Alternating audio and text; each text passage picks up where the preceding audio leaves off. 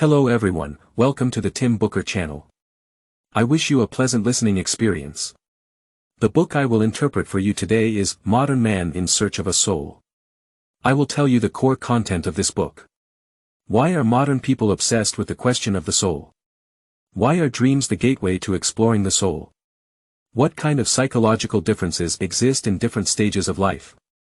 Modern individuals are increasingly suffering from various psychological disorders. If you search online for the causes of psychological problems in modern individuals, you can find many reasons, such as fast-paced lifestyles and work pressures, relationship issues, family setbacks, a tendency for instant gratification, or not knowing how to adjust one's mindset. All these reasons can trigger a common person's mental cold. Although a cold may seem like a common ailment, if it is ignored and leads to other illnesses, it becomes more than just a minor problem.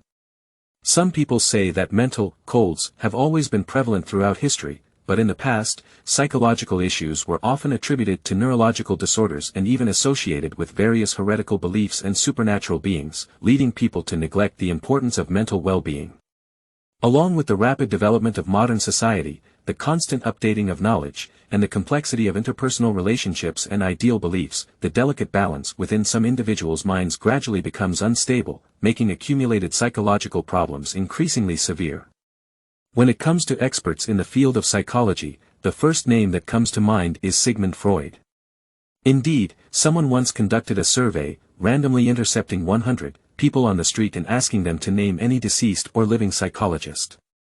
The top name mentioned was the famous Sigmund Freud. His renowned theories of psychoanalysis and dream interpretation have become essential classics in the field of psychology. Since we mentioned Freud, we cannot overlook Carl Jung, who shared a similar background but later diverged from Freud's path. The modern quest for the soul is the subject of Jung's psychological works. He introduced obscure and difficult psychological concepts and attempted to explore the confines of the soul by addressing issues that are of particular interest to us today. We have already mentioned the intricate connection between the author of this book, Jung, and Freud. Jung can be regarded as Freud's most controversial disciple. Some say he surpassed his master, while others claim he rebelled against his teachings. Jung incorporated mythology, religion, philosophy, and the concept of the soul into analytical psychology. His analytical psychology not only made significant contributions to psychoanalysis but also deeply influenced the fields of religion, history, and culture. Now that we have introduced the basic information about this book and the author's background, let me summarize the key points of the book for you using 4 questions. The first key point is why modern individuals are so obsessed with the question of the soul. Why is there a saying that the more modern we become, the more isolated we feel? The second key point is the specific significance of dreams in psychology. The third key point is the psychological differences in different stages of life, discussing Jung's analytical psychology. The fourth key point is the charm of the integration of psychology and literature. Okay, let's take a look at the first key point. Why are modern individuals obsessed with the question of the soul? Why is there a saying that the more modern we become, the more isolated we feel? Jung once said, the most important thing in world history is, in the end, the individual's life. Only at this moment does the great transformation occur, where the original spirituality and metaphysics, which had been classified as heretical teachings for a long time, were replaced by the materialistic theory of consciousness. There is an interesting saying that the human spirit, which once gazed upward towards the heavens, has been severed by the modern spirit that looks towards the horizon. Looking up at the stars has become our beautiful fantasy, while society's mainstream values tell us to stay grounded. In Jung's view, a true modern individual is actually lonely because they have to completely abandon all the decay left behind by the past. They do not imitate others but are able to live peacefully and authentically in this world. With the continuous pressure of social development on people's daily lives, psychological issues have become diseases of the mind. Jung warmly referred to his work as healing the soul.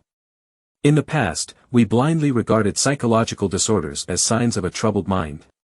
Although there has been a significant shift in this perspective, there is still a large portion of people who do not understand the root causes of psychological disorders and what the ultimate destination of our treatments should be.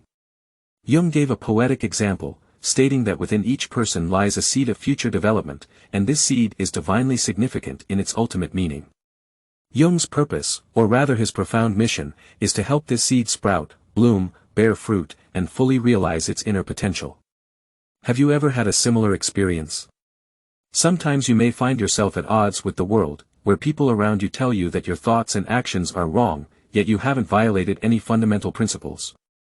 You feel confused and helpless, but no one can provide you with answers. It's as if the whole world is telling you to do things a certain way, and what you're doing is incorrect. Why do you have such feelings? This brings us to Jung's renowned theory of the collective unconscious. The collective unconscious can be simply understood as the sediment of countless shared experiences passed down through generations within the psyche of a particular group. The reason it can be passed down through generations is because it has a corresponding social structure supporting it. As a pillar of this collective unconscious, you will find that the phenomenon of collective unconsciousness is everywhere, permeating every aspect of our social thoughts and actions. Why does Jung say that some people truly reach the realm of modernity? In his view, truly living in the modern age means having a sense of modern perception. Only individuals with this quality find living according to the opinions of others too dull. They become the most non-historical individuals, distancing themselves from the masses who live in tradition. These individuals share a common characteristic: they have successfully freed themselves from the bondage of life's predicaments and experienced spiritual growth. In essence, they have done nothing but allowed things to naturally unfold. To put it boldly, these individuals establish a conscious connection with their unconscious. So, the above was a summary of the first key point: why modern individuals pursue the soul. As society develops, we become increasingly concerned about our own psychological issues and desire genuine experiences from our spiritual lives. We are unwilling to make inferences based on experiences from past eras. We need to experience things firsthand. Jung's theory of the collective unconscious makes us realize that many people today tend to assimilate in an unconscious state. Those truly capable of advanced understanding and foresight are lonely because every step they take leads them towards a more complete self-awareness. They overlook the similarity of the surrounding weeds and strive towards a more ideal future state. Okay, let's move on to the second key point: what is the specific significance of dreams in psychology? When we talk about dreams, the first thing that comes to mind is Freud's famous work, The Interpretation of Dreams, followed by the traditional Chinese practice of dream interpretation by Zhou Gong. Most of us understand dreams as a projection of certain thoughts from our waking life. Freud has a specialized explanation for this projection, stating that dreams are repressed desires and a manifestation of the unconscious. Jung, on the other hand, bases his understanding of dreams on the foundation of the unconscious. For example, if we have a very distressing dream, Freud's theory would trace it back to hidden repressed desires. However, Jung interprets such dreams not only in terms of satisfying the dreamer's desires but also as a representation of the dreamer's aspirations for the future, even as a guiding process. Many people attribute dreams to dissatisfaction in their daily lives and categorize dreams into meaningful and meaningless ones. Dreams caused by physiological reasons or delayed excitement in the nervous system are considered meaningless because they are unrelated to the mind and only related to the autonomous nervous system. On the other hand, dreams with psychological significance are considered meaningful. Setting aside the debate of whether dreams are good or bad, meaningful or meaningless, in reality, we often obsess over the influences behind the unconscious aspects of dreams and try to find their causes and clues. Jung believes that dreams are a unique expression of the unconscious, and if we become too entangled in comparing dreams with our subjective consciousness, we will succumb to the trap of consciousness. According to Jung's approach, we should let the images in dreams speak for themselves. They can express anything, rather than imposing predetermined meanings on them. For example, we often associate dreams with desires, but the true meaning of a dream cannot be determined until we engage in a genuine dialogue with it. In other words, when we face a dream, we should abandon all related theoretical assumptions in our minds and build a fresh theory for each individual dream. To put it more straightforwardly, during our Chinese language classes last semester, we often had comprehension exercises that required us to infer the psychological reactions of the author based on certain passages or descriptions. However, in reality, our speculations might have just imposed our general views onto the author. Perhaps, when they were writing, they didn't engage in much psychological construction. The same goes for dreams. We don't need to overly criticize the underlying meanings behind them. Instead, we should approach dreams with an open perspective. So, the above was a summary of the second key point. Dreaming has become a major part of our daily lives, but many people only see dreams as a projection of the unconscious and become obsessed with finding correspondences between dreams and reality. However, in Jung's view, if we analyze dreams solely to explore and discover certain plotlines, we may overlook the potential value hidden behind dreams.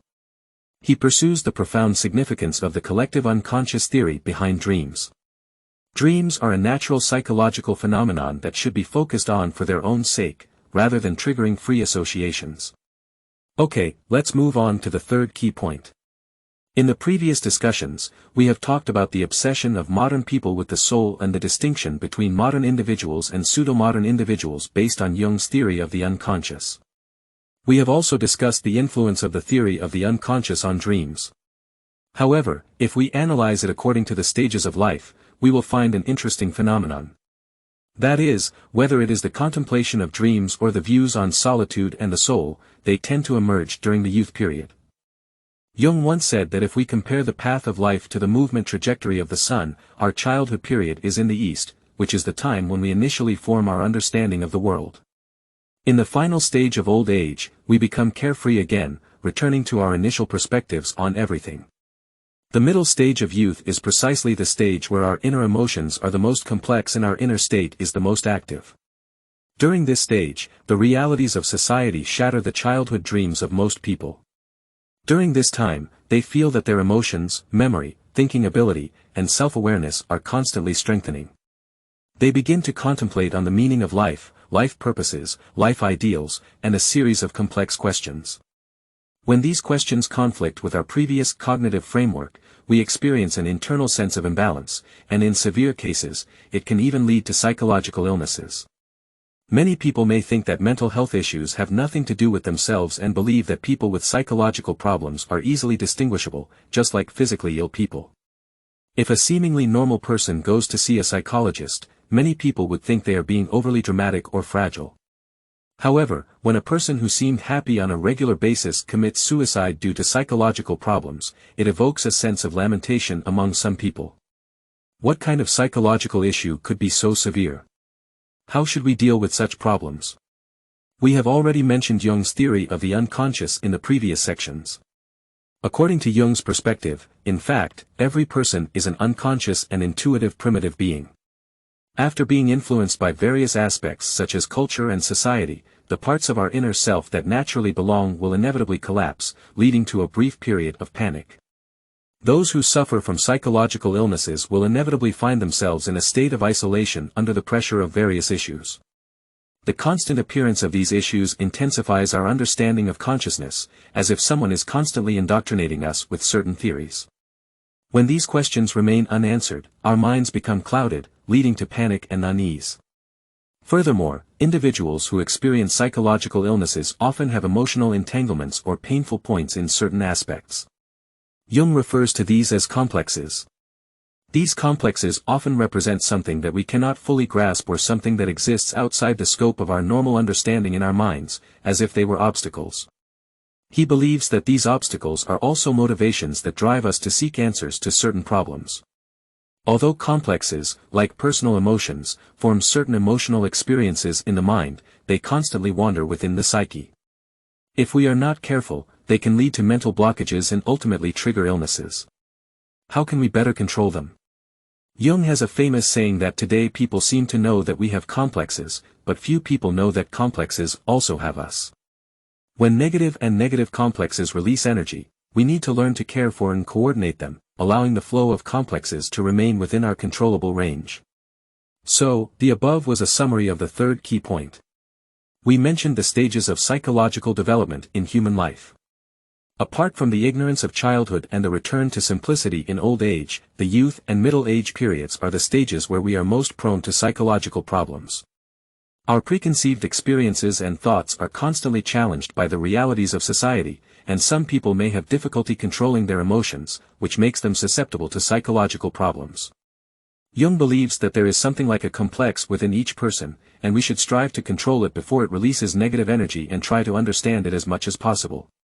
Okay, let's move on to the fourth and final key point, which is about the relationship between psychology and literature. Psychology is considered the mother of all sciences and arts, so its emergence and development have been influencing various aspects such as art, literature, and science. Art and science, to some extent, reflect psychology through metaphorical and symbolic means.